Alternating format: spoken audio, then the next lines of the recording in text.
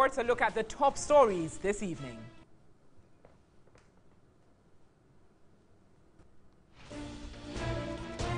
News 360 Headlines is brought to you by President Akufo-Addo names Cynthia Nakoshi-Lamte as Deputy Special Prosecutor.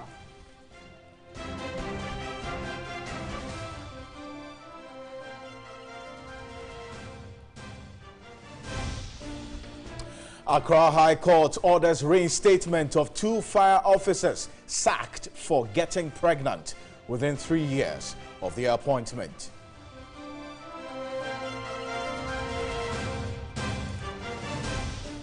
Also ahead this evening, National Coalition for Proper Human Sexual Rights and Family Values vows to kick against attempts to impose LGBT rights in Ghana.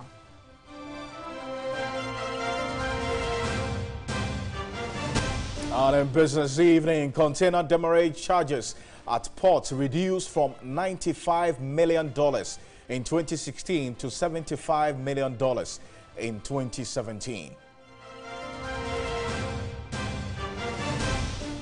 And on the foreign front this evening, Kim Jong-un to become first North Korean leader to cross into South Korean territory since the end of the Korean War in 1953.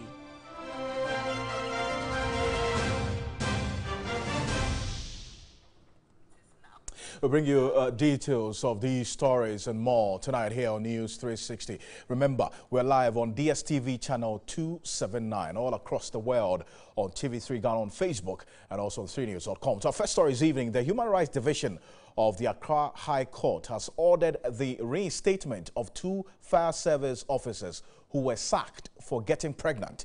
Now, their dismissal was in line with Regulation 33(6) of the Conditions of Service of the Fire Service, which prohibits pregnancy within the first 3 years of employment. Regulation 33(6) says that a female employee shall not be dismissed on the ground that she is pregnant, provided she has served the first 3 years. Grace Fosu and Thelma Hammond were dismissed from the fire service in 2014 after the service discovered that they had taken seed within the first 3 years after joining the service. Delivering the judgment, the Human Rights Court, presided over by Justice of the Court of Appeal sitting with additional responsibility as a High Court judge, Justice Anthony Yeboah, held that the decision by the fire service was discriminatory and a breach of the fundamental human right of the 2 applicants. The court was of the view that Regulation 33(6) of the Conditions of Service of the Ghana National Fire Service was discriminatory, unjustifiable, illegitimate, and illegal. The court ordered their reinstatement, payment of arrears of their salaries and benefits that accrued to them during the period of dismissal, and a compensation in the sum of 50,000 Ghana cedis for the trauma and inevitable inconvenience of the wrongful dismissal.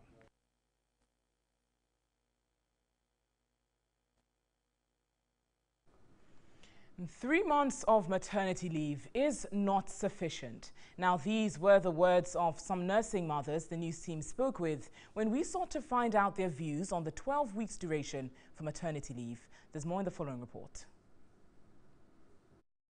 The labor law stipulates nursing mothers are entitled to 12 weeks maternity leave with pay.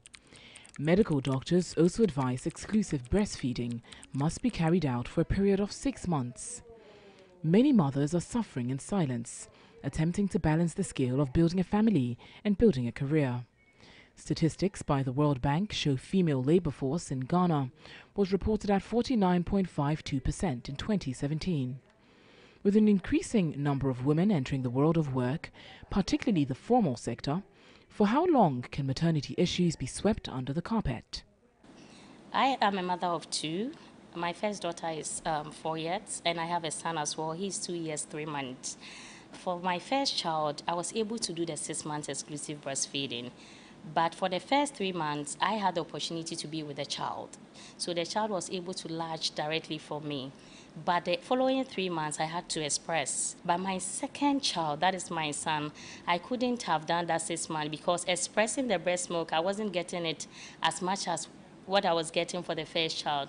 So I sacrificed my work to be with my 2 kids. Although World Health Organization and Ghana Health Service is advocating for 6-month exclusive breastfeeding, if you go to weighing centers and you say you are conducting a survey, you get only about 50% of women being able to do this 6-month exclusive breastfeeding. Out of this 50%, you get about 30% not being working mothers. Ama Bene Amponsa is a human resource practitioner. What we've realized is that we have a lot more mothers who are more comfortable coming to work after maternity leave. Firstly, because you can see your child throughout the day. You don't have to leave the child, at home and be calling to be checking on the child. You just have to go downstairs and you can see the child. Secondly, the fact that you can continue breastfeeding, because for anybody who's had children, it is not comfortable, having being a breastfeeding mother and not being in an opportunity to breastfeed or to express or having a safe environment to express in. So it's one of the things that I think has given us a lot of mileage in terms of how our female employees view the organization as well. A midwife, Frederica Hansen, is of the view although 3 months maternity leave is not enough, any extension could cost women their jobs. For me personally, I think that we should rather push for advocating for male paternity leave, so that when the woman has her maternity leave and she's about to resume, the man can also have his paternity leave and take up where the woman left off, because at the end of the day, if she stays home for too long, her career may be affected. Section 57(7) of the Labour Law Act 651 stipulates the nursing mother is entitled to nurse her baby for an hour daily.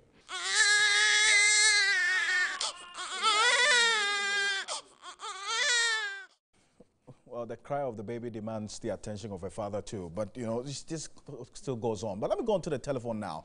And Joseph Vital is the commissioner of the Commission on Human Rights and Administrative Justice, SHRAJ. Let's go back to our first story, where this is actually a landmark ruling or judgment that will ensure gender equality, especially in the uniform service. Mr. Vital, thank you for your time. You took up this case of these ex-fire service employees who were dismissed for getting pregnant within the 3-year period. I mean, what does this judgment mean? Does it extend to all uniformed institutions like the military, the police, that if they have such a regulation and anybody gets pregnant within the period, they cannot be dismissed for that? Well, it depends on the type of regulations that they may have. But what I do know, because similar cases have come before us and we have had, that's why we decided to test this in court. I see. If they have similar regulations, then it would apply to them. It will mean that they don't need to wait until somebody takes them to court for this, the principle or the ratio of this case to be applied to it. And so after this, the Commission intends writing to most of the uniformed institutions with similar regulations. Some of them, it's not just about pregnancy. We have so many other categories of discrimination inside their regulations. This judgment applies to them. Because I recall when the military, for example, were recruiting sometime last year, they asked that if you're married, you stay away. I mean, and all of that. You can see some related, regulations. It is obviously related. That's why I'm saying that let's not narrow it down to gender discrimination or discrimination on the grounds of gender. That may be how the case got to court. But if you read the judgment carefully, the judge has expanded the import of the judgment to include all prohibited grounds of discrimination. How to test to be sure that the allegations of discrimination are actually borne out. What is expected of employers as they look at their statutes and as they enforce their statutes, both in the public and the private sector. Right. But, Mr. Vital, let me just find out, is the SHRAJ not minded that that could lead to the opening of the floodgates of, female employees of the fire service or any other uniformed institution getting pregnant within the period of the 3-year, initial period of employment, or because now there is a precedence which could be referred to in this case? I differ. Because, you see, the Constitution under Article 17 gives the right of non-discrimination to all persons. And so if the Constitution itself has opened the floodgates, who is an employer to close it? If they have closed it in the past wrongly, and it has now been properly, through our instrumentality, opened, would you say that we are opening the floodgates? We are simply obeying the constitutional dictates. Now, the service, I mean, the fire service specifically had good reason to have maintained this all this while. I mean, this is a particular requirement are you sure of that? That has been in their books for quite a while now. I want to find out from you if the institution in question is able to argue out their point why this regulation or any related regulation as this is needed for the effective training of their personnel. Would Shraj admit that kind of judgment? Well, it's not about Shraj. The court has delivered a judgment. They had the opportunity, they were heard. Their explanation or justification for Regulation 33(6) was that if they allow pregnant women to train, to go through the vigorous training, it will affect the fetus and the expectant mother. Absolutely. My brother, that was an explanation or justification that did not wash with the court. You cannot treat women and men must be treated as equals. In any case, if you have to have a justification, you should go for something better than that. Because in the same judgment, in the same case, other ladies were recalled and made to do lighter work. How come that these two could not be? Great. All right. Thank you so much for your time this evening. I'm indeed very grateful. And if I say congratulations to you, it's in order for leading this is. That's Joseph Whittal. He is a commissioner of the Commission on Human Rights and Administrative Justice, that's Shraj, leading the two ex-fire service personnel to win this case, a landmark ruling in court earlier today.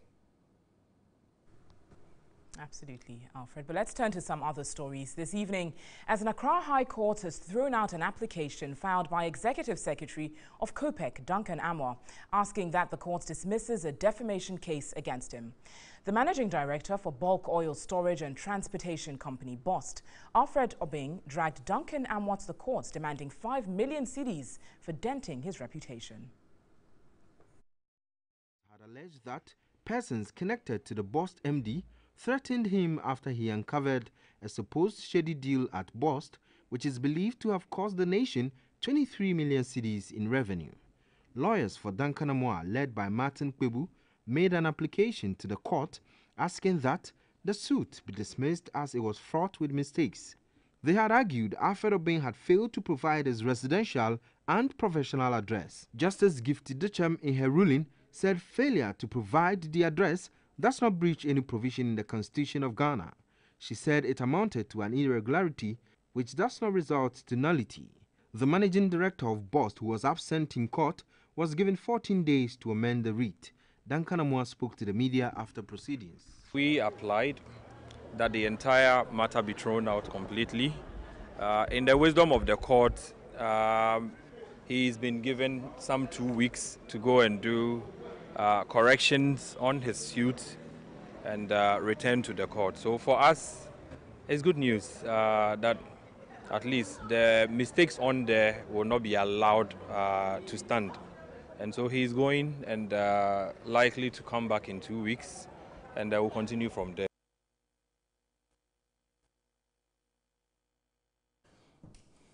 Now, President Akufo-Addo has named Cynthia Koshi Lamte as Deputy Special Prosecutor. The name, which was submitted to Parliament, was announced by the Speaker on Thursday. The Speaker has since referred it to the Appointments Committee for considerations and vetting.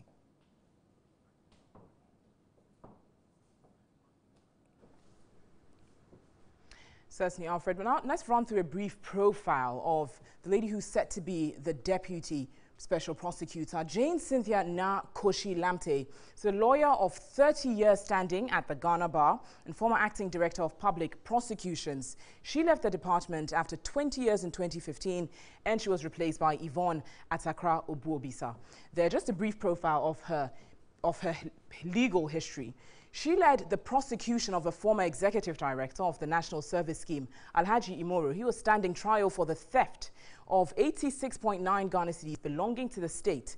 She further also was in charge of the criminal prosecution of National Democratic Congress NDC financier Alfred Agbesi Woyome, the very popular case there in the 52 million judgment debt saga regarding Alfred Agbesi Woyome. So that's a brief profile of her that we've run you through at the moment, Alfred.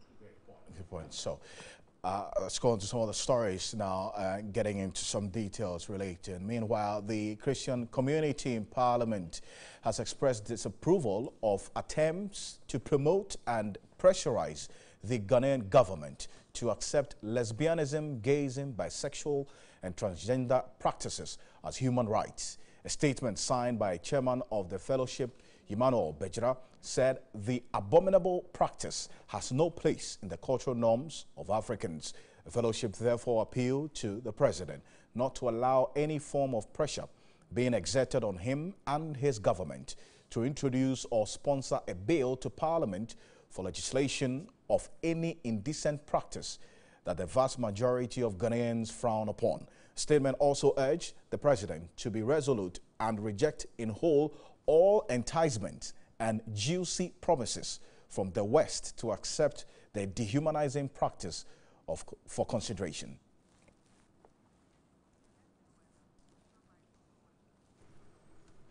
We're still live here on News 360. Let's take a look at how the weather will be faring this evening through till tomorrow morning.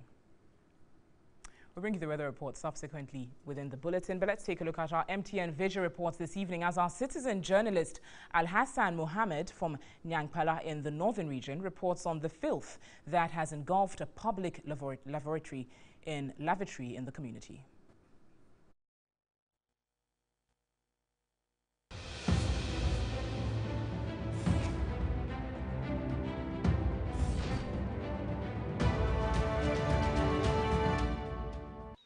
This is the compound of the Chief Palace in Nyangpala. No fence, no container, nothing has been doing about it for the past years. Just imagine. This is the only public toilet in front of the Chief Palace. Just look at the distance between the toilet and the Chief Palace there.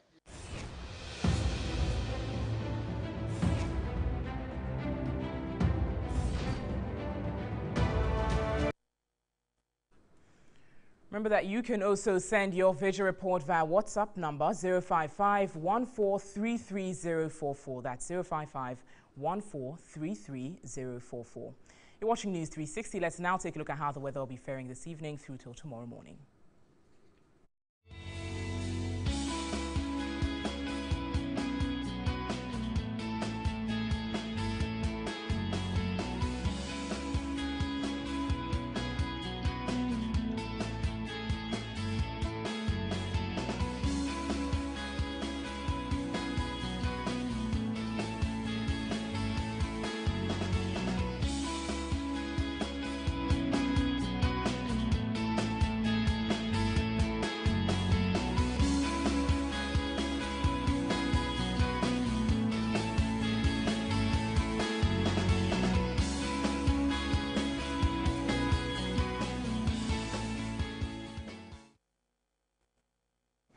It's live on News 360. We're back with some business news. To stay.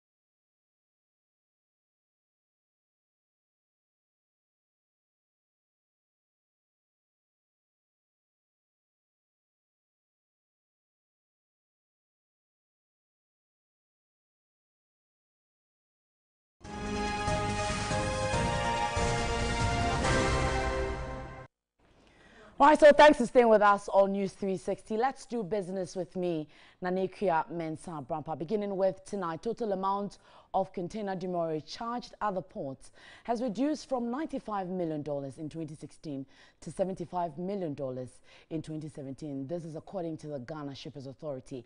Now, the Deputy Chief Executive Officer, Sylvia Dauda Ewu, says the authority is working with shippers to reduce demurrage estimates to about $5 million or less in coming years. Port rents paid in 2017 also amounted to $45 million. According to the Shippers Authority, rent charges and demurrage will be non-existent if shippers are able to clear their cargo generally within the first 7 days free period. Deputy Chief Executive Officer of the Ghana Shippers Authority attributed the reduction in demurrage paid over the period to the implementation of the paperless system at the port. Any system that will facilitate the clearance of goods at the port will certainly help in the reduction of payment of charges. In our next analysis of the situation, coupled with the sensitization that we are doing, I am very hopeful that the figures will go down drastically. The Ghana Shippers Authority, in collaboration with its major stakeholders in the shipping industry, organized a seminar to sensitize shippers on how to avoid demurrage. President of the Ghana Union of Traders Association, Joseph Obeng, outlined some challenges they still face at the ports. UTA is going to take it very serious, whether those delays, when it is caused, be borne by the trader. We are going to think about it. We're going to see our lawyers and all that, so that in future we see if, as a result of delays, you will hear many times that we have system delays. Guta is further proposing to government to include weekends and holidays as administrative working days to ease pressure at the ports. And the president of the Ghana Bankers Association, Alhassan Andani, has discounted claims that local banks are against the minimum capital requirement of 400 million cedis. Now, according to him, the local banks are seeking further engagement with the central bank to ensure a smooth recapitalization process. Recently, some Ghanaian banks expressed concerns about Bank of Ghana's increase in the minimum capital requirement of banks from 120 million to 400 million cedis at a meeting with the president, after which a 10-member committee was established to look into the concerns of the banks. Some analysts have criticized the local banks for resorting to other means to put pressure on the central bank to revise the deadline for banks in Ghana to meet the minimum capital requirement. Responding to these criticisms, President of the Bankers Association of Ghana, Alhassan Andani, said the local banks are not resisting the directive from the central bank, since the recapitalization will bring benefits to the banking sector. Understanding the underlying principles upon which they make that decision. You know, to say worry is to make it emotive, but to say understand is to understand. I'm not concerned. The banking sector, we appreciate the basis, the economic basis upon which that decision is made. According to him, foreigners own a lot of capital in Ghana and are receiving the biggest benefit of the GDP growth, while Ghanaians have become recipients of salaries in the profit distribution chain. We have to be careful. The participation of capital in various sectors of the economy is the only thing. Ghanaian capital in the various sectors of the economy is very, very important. You can have GDP growing at 10% per year, but if you do not have Ghanaian capital participating in a significant manner, the wealth that is created will not be retained here. So it is only fair that the shareholders of these local banks, went to express that opinion. He expressed concern about the negative reportage about the banking industry in Ghana. All right, so let's look at something on insurance, and players in the industry have expressed their readiness in meeting the minimum capital requirement. That is a new minimum capital requirement to be announced by the National Insurance Commission. Now, the proposed increment, according to the regulator, has been influenced by current developments in the economy and is to help insurance companies absorb industry risk.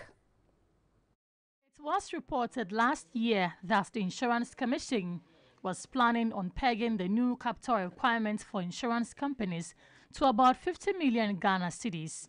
Insurance companies are currently required to have 15 million Ghana cedis before they can do business in the country. The proposed increment was necessitated by development in the economy and to help insurance companies absorb industry risk. The National Insurance Commission, NIC, is said to be considering second quarter of this year as the possible implementation date. Analysts fear the development could lead to the folding up of insurance companies. But Managing Director of Glyco General, Andrew Achamponche, says any increment will be in the interest of local insurance firms. At the end of the day, when you have right retentions, risk management structures in place, when it comes to growing and building financial and technical capacity, you will be there, and we are there. So if there is an increase in capital or the minimum requirements, we will be ready to comply to ensure that we can provide the best of services to our clients, the Ghanaian public, and to grow the economy as a whole. He stressed the need for intensified education on the importance of insurance. I would start with education. Obviously, the local market and the general public needs education as to what insurance is and the relevance of insurance. And Glyco is doing a lot in its quota to bring about more awareness as to what insurance is and the need for insurance. The Commission says it is still engaging industry players on the preferred amount as the minimum requirement. Well, we're still talking insurance, and the private health facility C4C Homeopathic Hospital has launched a health insurance scheme to make homeopathic treatment easily accessible to the public. The scheme is aimed at encouraging the public to adopt the homeopathic system of treatment for all kinds of ailment at reduced cost. According to the insurance package, those registered with the scheme will benefit from services such as free laboratory tests, scanning, physiotherapy, consultation and treatment at 400 cedis annually, after which subscription could be renewed. Additionally, 60% of the cost of medications, which are all homeopathic medicines, will be borne by the hospital. Already, more than 200 people have been enrolled onto the scheme in all the 8 branches of the hospital in different parts of the country. Immediately after our mainstream medicine, it's homeopathy. So in order to achieve this, C4C came out with various plans of ensuring accessibility for homeopathy. So we introduced a Secured Your Health Card International, which is more than an insurance package that covers a whole benefit of 1 year for every average Ghanaian patient. President of the C4C group of companies, the mother company of the C4C Homeopathic Hospital, Dr. Michael Kojo-Trematin, emphasized the need for government to show commitment to supporting homeopathic treatment. We've introduced a proper education system in Ghana, which is going to be the first of its kind to have a medical education to train medical practitioners in the field of homeopathy. Those who want to become nurses in homeopathy, which Ghana is limited. We don't have any institution training nurses in homeopathy, pharmacists in homeopathy, or doctors in homeopathy. So it would be an advantage for a lot of people who were prevented or were denied access to their future profession of becoming medical doctors, nurses, and pharmacists, and all that. C4C has also introduced an application to make healthcare accessible. You only need to dial, go to Google Play Store, then fix in C4C Homeopathic. So through the app, you can book an appointment with a doctor. Maybe you are already a patient, you want to talk to your doctor about the progress of your health, the treatment, and all that. You can log on to the app and also have a discussion with your doctor. Or you want an information about the hospital through the app to be able to access any information about the hospital. All right, so away from issues on insurance now, the Vice President of the Association of Ghana Industries, Humphrey Eyim-Dake, has urged government to collaborate with industries in order to encourage them to make mentorship and internship programs mandatory as part of the Nation Builders Core Program. Eyim-Dake holds the view internships, mentorship, as well as apprenticeship are the answers to ensuring that university graduates are well equipped with employable. Speaking at the 39th University of Ghana Business School Annual Management Day celebrations in Accra, Humphrey Eyimdake maintained concerted efforts must be made to sharpen the practical skills of graduates. It's okay and it's good to have a formal training in the classroom. However, the adequacy section of it is that you need to have an experiential knowledge. And that is where we are advocating that the issue of internship, apprenticeship, mentorship should be structured by these institutions.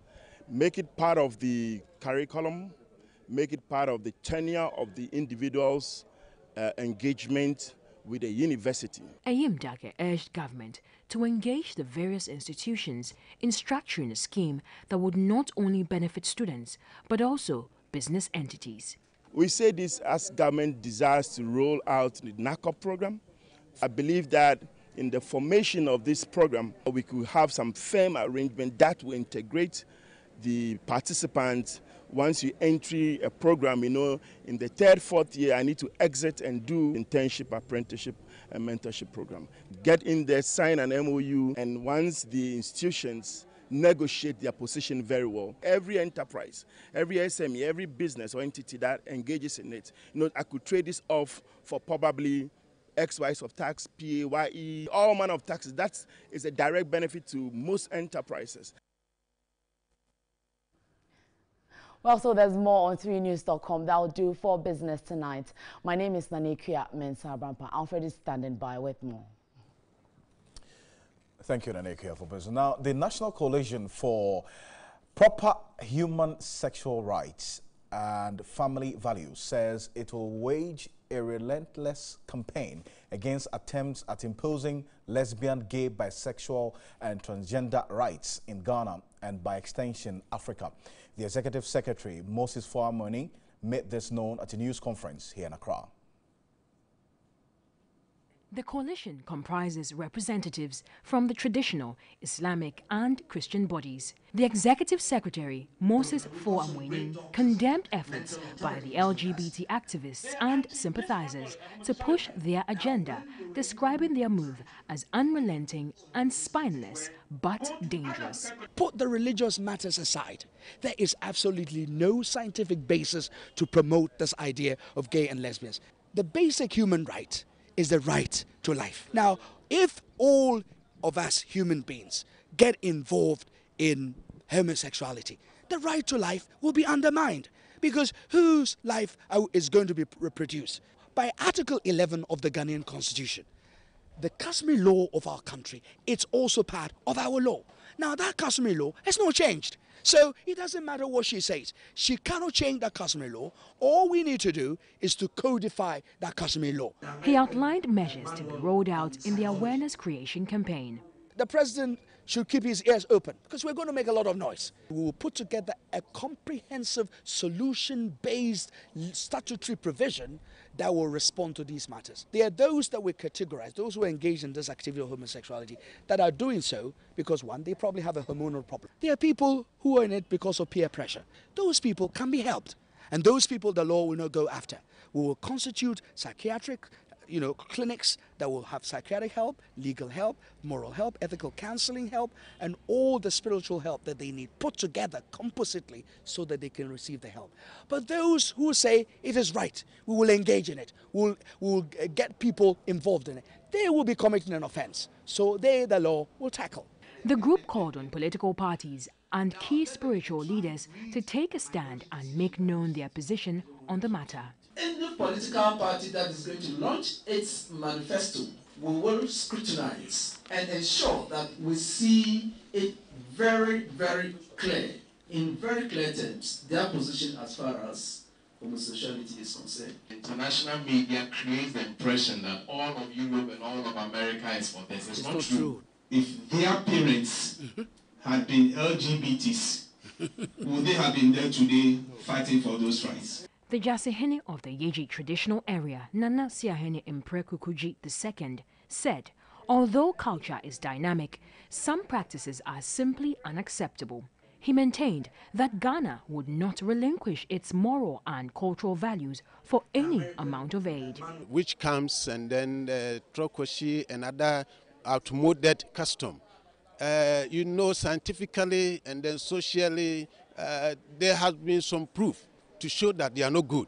But for this one, it is against our cultural values. It is against our custom. It is a taboo. I will repeat it again. It is a taboo. Our current president is saying Ghana beyond aid. So we should try to put things, measures in place so that Ghana beyond aid will start from now. As you said, so we can't hit their head. If we can't hit it, we can reject their aid. The coalition charged Ghanaians to unite and raise their voices in protest against the acceptance of lesbian, gay, bisexual and transgender rights. British Prime Minister Theresa May recently urged countries in the Commonwealth that have laws banning same-sex relationships to revoke such laws, describing them as outdated legislations.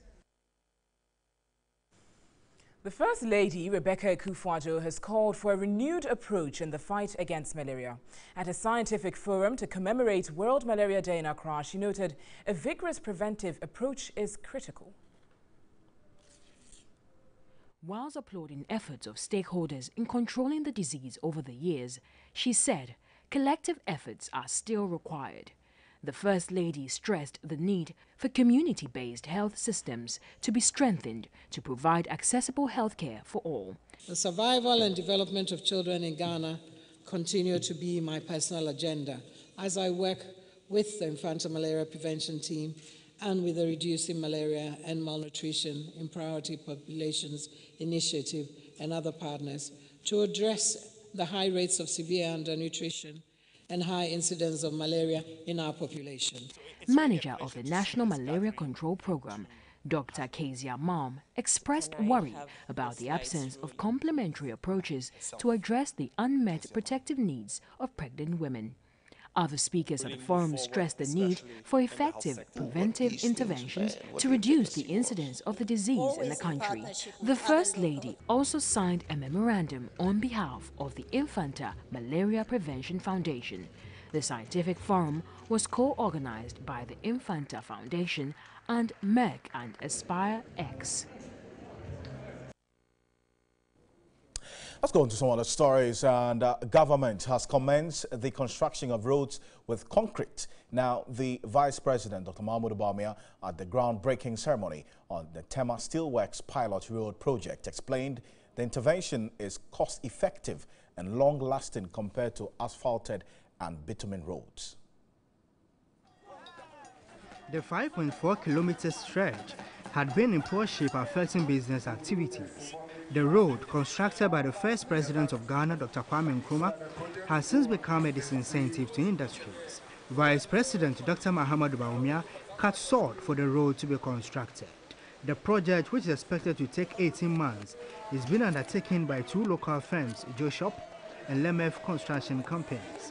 Deputy Transport Minister and MP for Tema East, Titus Glover, was elated construction work will create jobs for his constituents. Because apart from the construction of the road, direct jobs, indirect jobs, because we're going to have a lot of food vendors around the area who will be assisting the contractor and the staff to do the job.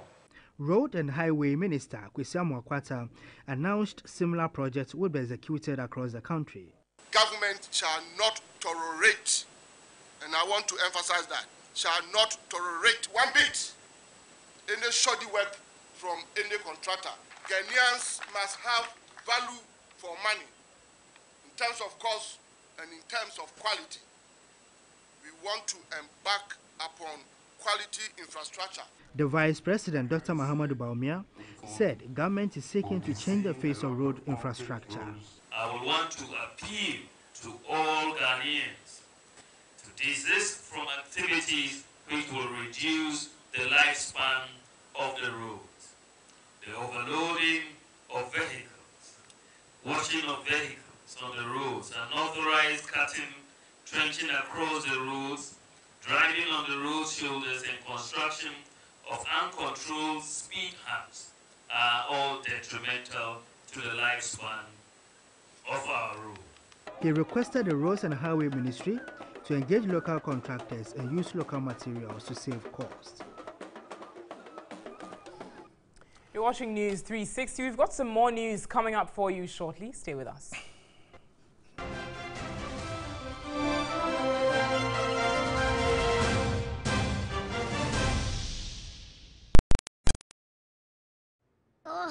Stomach pain. He's got flu. Come. You too. Both of you. Both?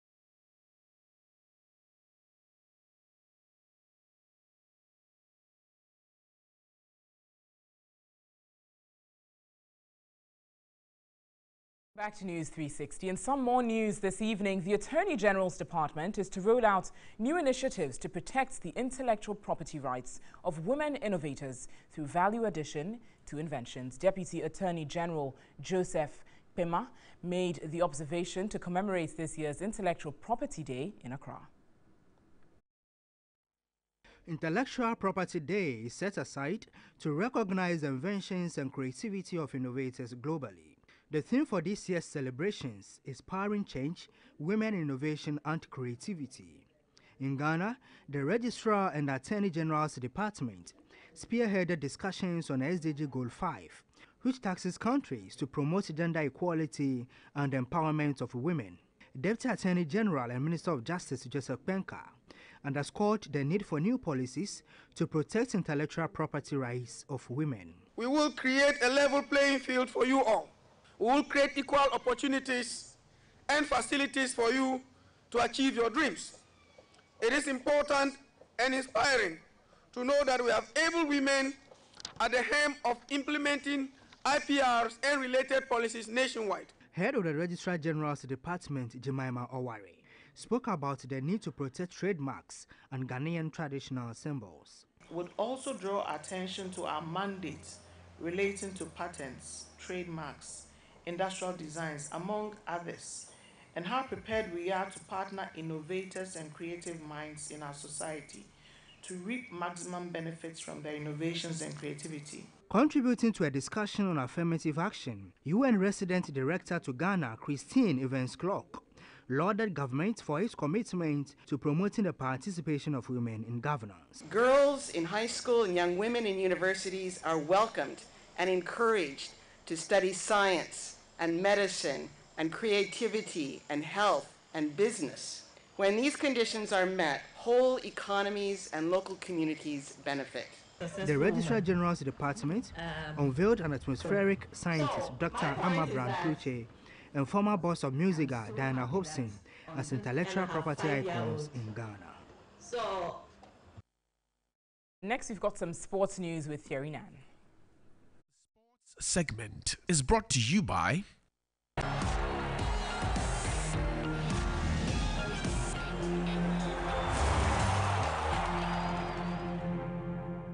Time for sports now, right here on News 360. My name is Thierry Nyan, and we are starting off with the Europa League, where 2 games currently ongoing in the semi-final stage.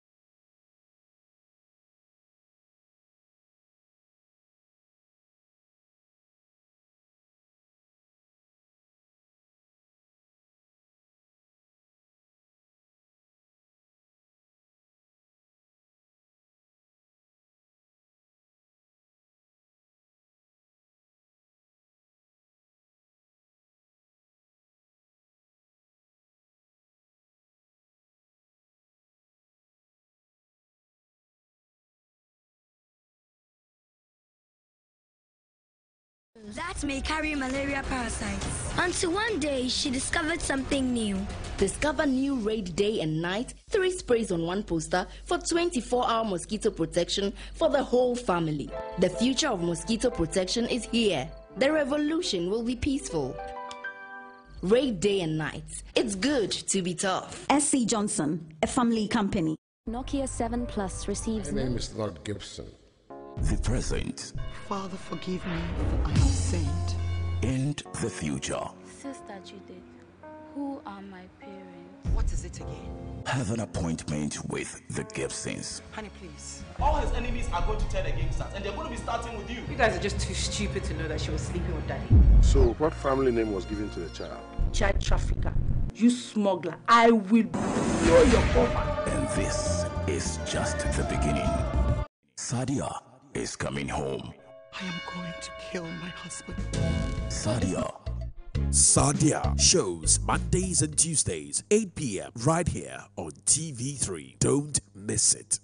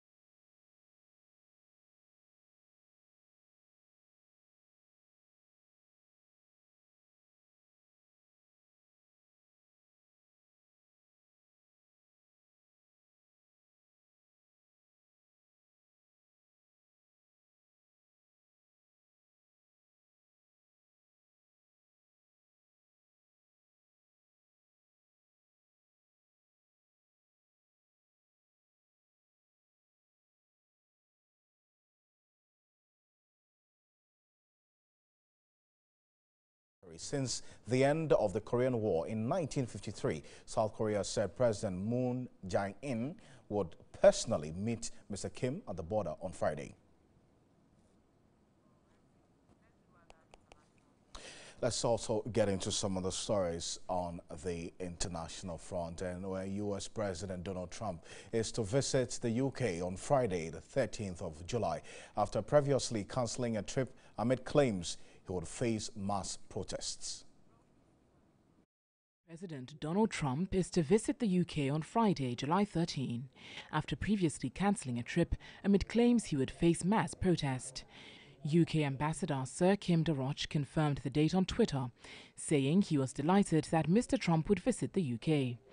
Donald Trump cancelled a planned trip to London to open the new US Embassy in Vauxhall earlier this year, complaining the move to an off-location south of the Thames has been a bad deal. Foreign Secretary Boris Johnson tweeted that it was fantastic news that Mr. Trump would at last be visiting Britain.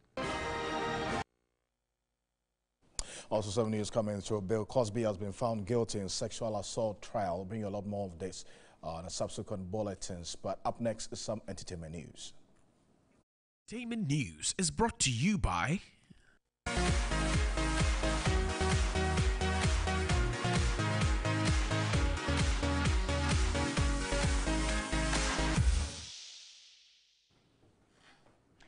Hello and thanks for staying with News 360. Let's do some entertainment news, and tonight the concentration would be on GAMRO, music rights, and of course a post-VGMA events. Now GAMRO, the Ghana Music Rights Organization, is to adopt a more positive approach in the fight against activities of pirates in the illegal music download market.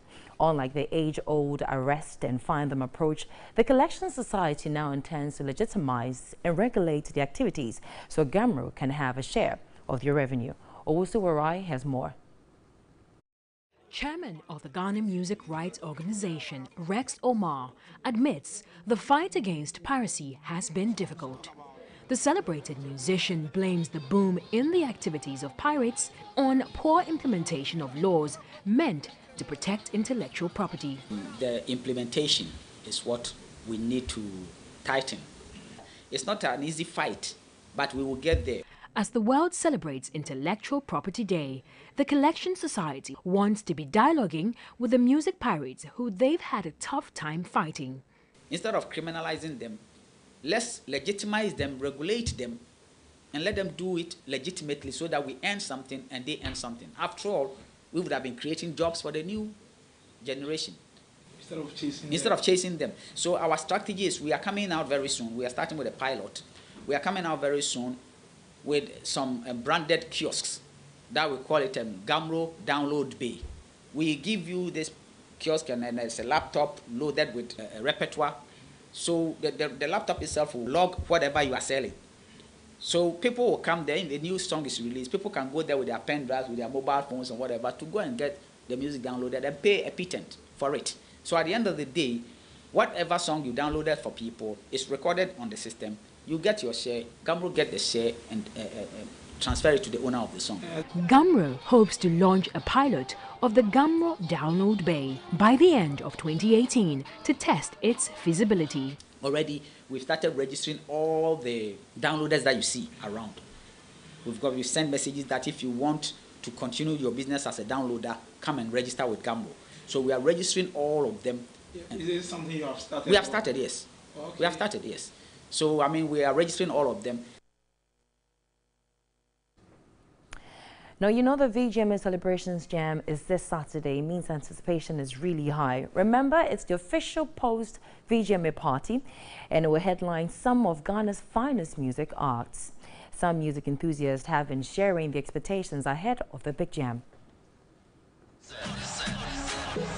On Saturday, 28th April, at the Independence Square, 7 p.m. sharp. It's a nice platform to give Pata the chance to perform this time round, because in regards to the VGMA itself, he didn't get a chance to perform enough to make sure the guy feel at least he's been involved in everything, because he thinks he has been excluded from the show itself. And Pata, because after the whole VGMA Awards night, these little controversies that came up, the fact that Charterhouse has been able to resolve it and still have Pata on board, I think it's a great thing.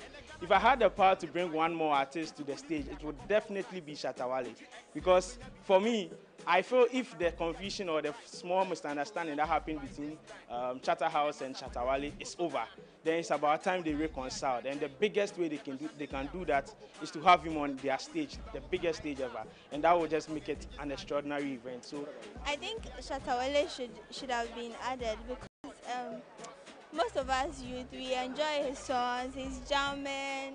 Patapa should be out and Shatta Wale should be inside. I don't know what songs Patapa has performed that they added him to a performance like VGMA Jam Show. So they should take Patapa out. Well, that's about it for entertainment on News 360 tonight. My name is Miriam Asayajman. Going back to Alfred. Thank you, Miriam. Now, go to Parliament. Some news just coming through. Parliament has ratified the agreement establishing the Africa Continental Free Trade Agreement. The agreement creates a single market for goods and services facilitated by the free movement of persons in order to deepen the economic interventions and also relations between the African continent in accordance of the Pan-African vision. The committee noted that the social impact on the country is enormous since it enhances the private sector capacity to create meaningful jobs. The committee noted the process leading to the final selection of the host country has already begun, and a formal decision on the matter is scheduled to be taken at the next summit if heads of state and government to be held in July 2018. The committee believes that an early ratification of the agreement will enhance the chance of Ghana being selected to host the Secretariat. Okay, so that's the news that's coming through from Parliament there. We want to say thank you very much for staying with us here on News. There's going to be a lot more on this, plus what's happening to Bill Cosby as well on the international front and our subsequent bulletins. My name is Alfred Okansi. I'm Natalie Ford. Visit our website for some more news. News at 10 will simulcast on our sister station. It's 3FM 92.7. Thanks so much for watching and have an incredible evening.